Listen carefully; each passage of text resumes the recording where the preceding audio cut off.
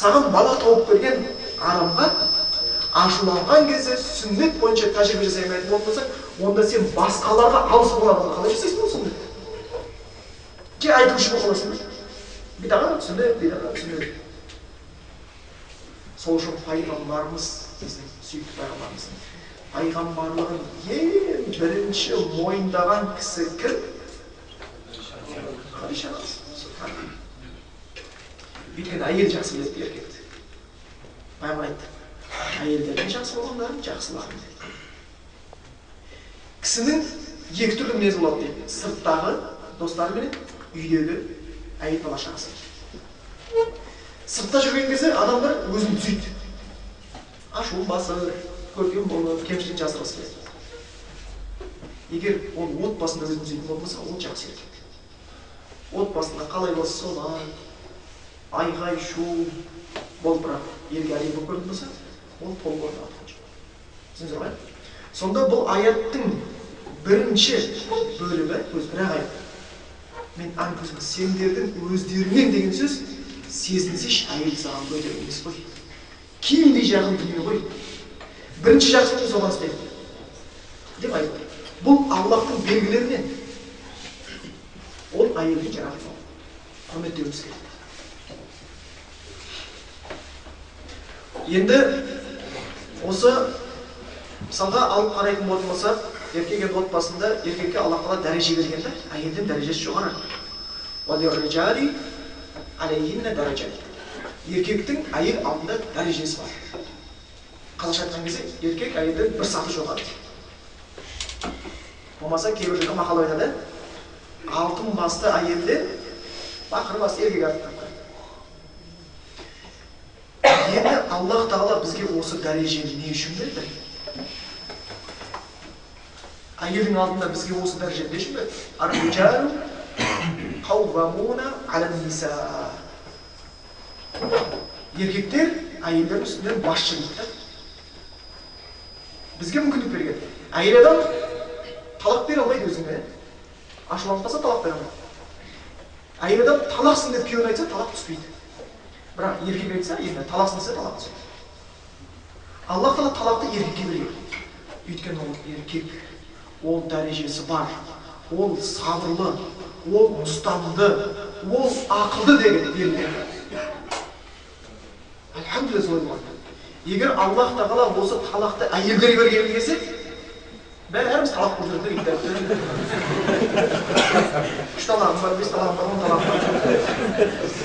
Юрманы берістен қойды дұрыс па? Ал сен талақсың деп жүрген жабылды. Олар ақылмен келеді, эмоциямен келеді. Енді Аллах Тағала сондай бізге қадір қылғаннан кейін, өз қадірімізді өзіміз білуіміз керек.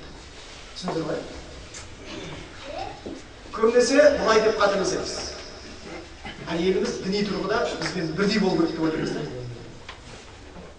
Егер әйел діни тұрғыда намазында, оразасында, тақуалығында, Құран жаттағанда бізбен бірдей болса, ол деген сөз әйел бізден артық деген сөз. Түсіндіңіздер ме? Артық болып деген сөз, онда біз ешкім емес болып қалдық деген сөз. Аллах Құранда не деп қойды? «Уә'мур әхләка бис-салати уастабир алейха». Еркекке айтады. Өзіңнің жанұяңды намазға бұйырды, өзің одан да мықты бол дейді. Яғни отбасындағы үлгі кім? Еркек.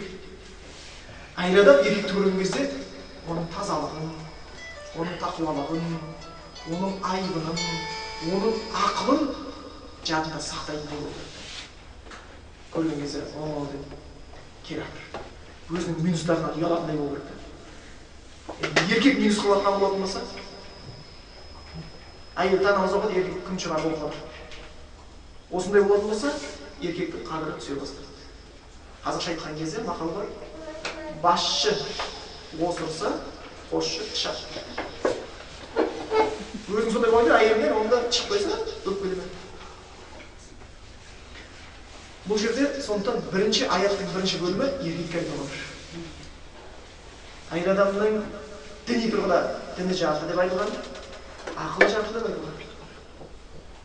Ондай болатын болса, ол әйел адамдар сондай бір нәзік болса да ұлы заттар, оларда әнсіздік бар.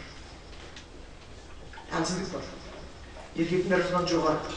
Еркек сүйреп отыр. Сонда бұл аятта біріншісінде мен анфусум сендердің өздеріңнен деді. Бұл осы тұрғыда. Еркек отбасында басшы, үйретуші, тәрбиеші, батқанда тірек деген сияқты. Сонымен қатар өздеріңнен деген тікелей мағынасы бар. Аллах Тағала адам атаны топырақтан жаратты. Бірақ Хауа анамызды топырақтан жаратқан жоқ. Хауа ана еркектен адам атаның қабырғасынан жаратты. Және ол қай қабырғасынан жаратылды? Сол жақ қабырғасынан жаратылды. Сол жақ қабырғасынан жаратылды. Неге оң жақ емес деген сұрақ болады? Оң деген сөз жақсы көреміз ғой. Оң көзімен қарады, оң жамбасымен тұрыпты деп оң деген сөз. Неге әйел сол жақтан? Өйткені сол жақ қабырға жүрекке жақын. Әйел біздің намысымыз. Әйелің жақсы болса, мәртебе биік болып тұрады. Әйелің нашар болып тұрса, жүзің сынық болып тұрады. Сол үшін пайғамбарымыз әйелге 4 нәрсе үшін үйленеді дейді. Соның ішіндегі абзал не? Діні үшін. Діндарлығын таңдайды да. Арулы, намыстысын таңдайды. Сонда бір нәтижеге жетуге болады екен. Көбінесе бір қоғамды құрту үшін дұшпандар сол қоғамның еркектеріне күші жетпесе, әйелдерін бұзғысы келеді екен да. Өйткені әйел деген сондай зат, бұзылса бұзылып қоймайды екен. Бұзып кетеді екен. Яғни бір қарын байға түскен құмалақ сияқты. Бұз жібереді екен. Хадисте келеді ғой, ілгергі Бани Исраилдары фитна неден болған? Әйелдерден болған дейді. Біздің заманымызда жайық дейді. Алла сақтасын. Пайғамбар айтқан хадисте, «Синфани мин ахлин нар лам арахума» екі топ тозақтың топтары дейді. Мен оларды көрген жоқпын. Пайғамбардың кезінде болған жоқ екен олар. Соның өзі касиятын, ариятын киінген жалаңаш әйелдер дейді. Пайғамбардың ол хадисіне қазір шақырып керек жоқ. Біз көріп отырмыз қандай әйелдер. Киінген жалаңаш әйелдер. Жас қыз мейлі білмей қалды дейді. Бірақ үлкен әйелдер қазір уже. Үйде тұрған әйелдер киіміне ұялып қарайсың да, ұяласың. Кейде өзі ұялмайды, тура бір шарадан төгілейін деп тұрған ашаң қамыр сияқты. Оның неменесіне мәз болып жүрген. Пайғамбарымыз айтты, көрген жоқпын деді, бірақ қорқыныштысы дозақылар деп айтқан еді. Сондықтан бұл әйел кісі солай болып жаратылғаннан кейін еркек адам әйелге деген құмартумен жаратылған ғой, дұрыс па? Жалаңаш кетіп бара жатқан болатын болса, ол адам өзі Құдайдан қорқып, көзін төмен түсірмесе, маған ештеңе жоқ қой деп айтатын ол жай бос сөз. Ол бос сөз. Сен еркексің ба? Әйел әсіреттеп қоймайды, жалаңаш кетіп бара. Міндетті түрде зиян. Европадағы қазір белсіздіктің статистикасы 25 жасқа түсіп кетті. 25 жастан уже еркек еркек да. Орыс емей алған.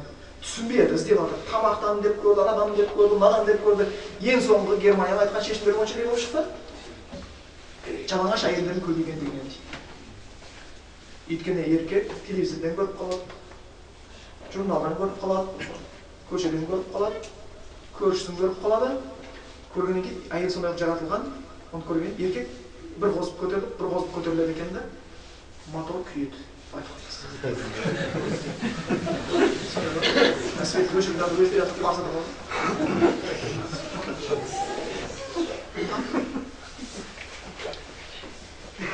Олардың да қадір кетеді, еркектің де күші азаяды.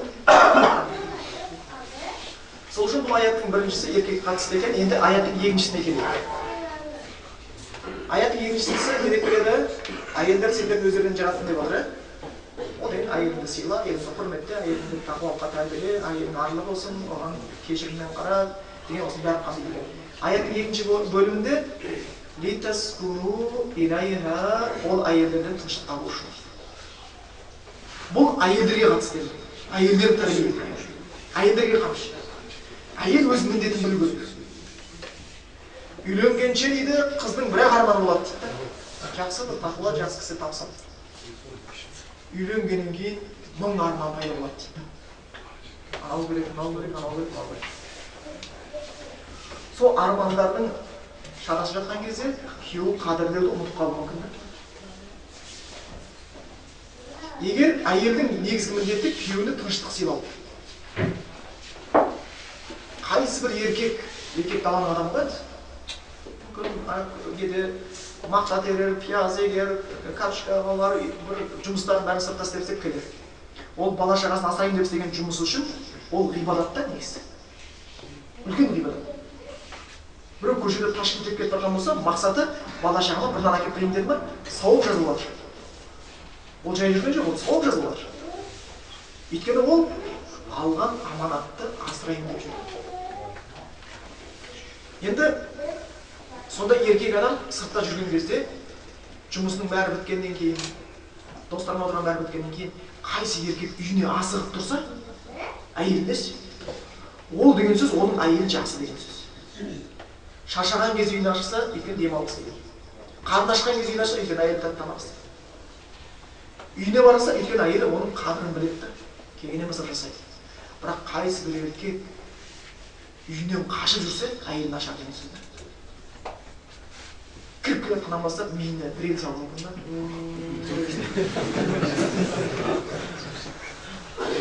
Сосын қашып. Субханалла, сахаба әйелдерді білесіздер ғой. Күйеуі жолдан шаршап келген кезде қайтыс болған баласын айтпай қояды, демалмағанша. Өйткені ол міндетін біледі. Әйелдің міндеті еркекке тыныштық сыйлау.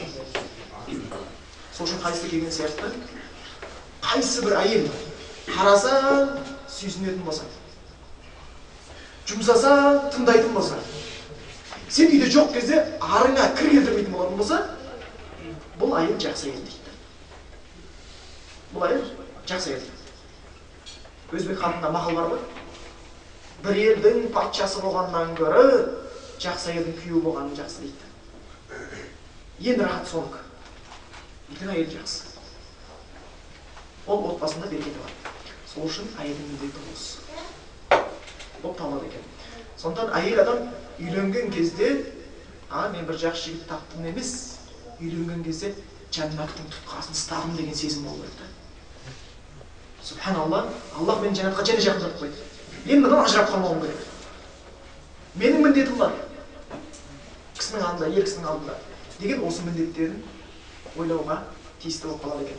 Сол үшін бұл аяттың екінші жартысы, ол әйелге қамшы. Әйелге насихат. Әйел адам кәдімгі ойлану керек. Үйде келген кезде күйеуіме мен не жақсылық істей аламын? Жаңағы күйеуімді қалай сыйлай аламын? Ол тұрғыда әйелдерге біздің айтатынымыз, өзіне насихат тұтатын адамдар кім болған жақсы?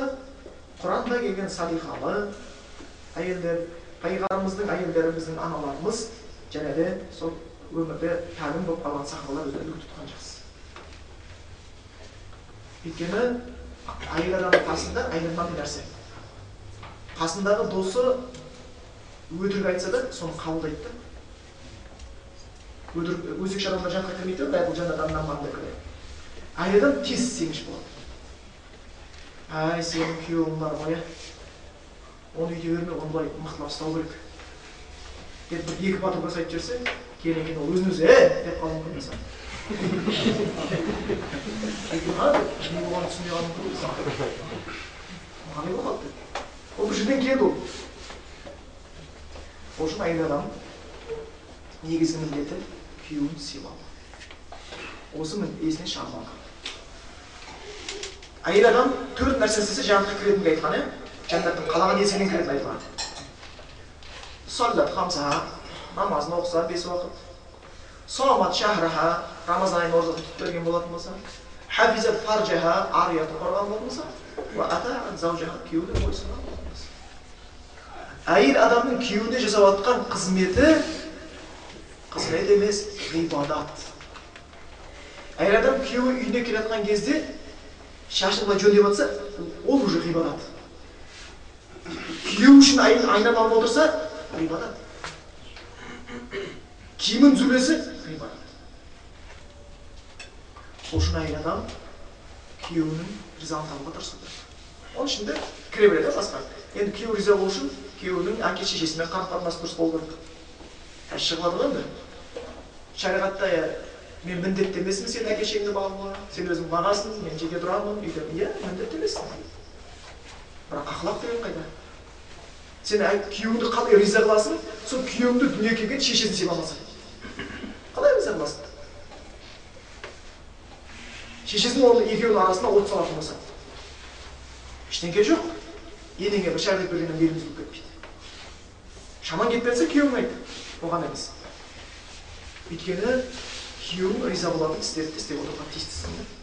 Ол адамға. Сондықтан бұл аяттың екінші бөлігі әйелдерге. Енді келесін қараңыздар. وَجَعَلَ بَيْنَهُمْ مَوَدَّةً وَرَحْمَةً дейді бәйнәһүм. Және ол екеуінің арасында, еркек пен әйелдің арасында Аллах Тағала жаала бұл етістік. Және ол өткен шақтың етісі, фи'л мади деп біледі.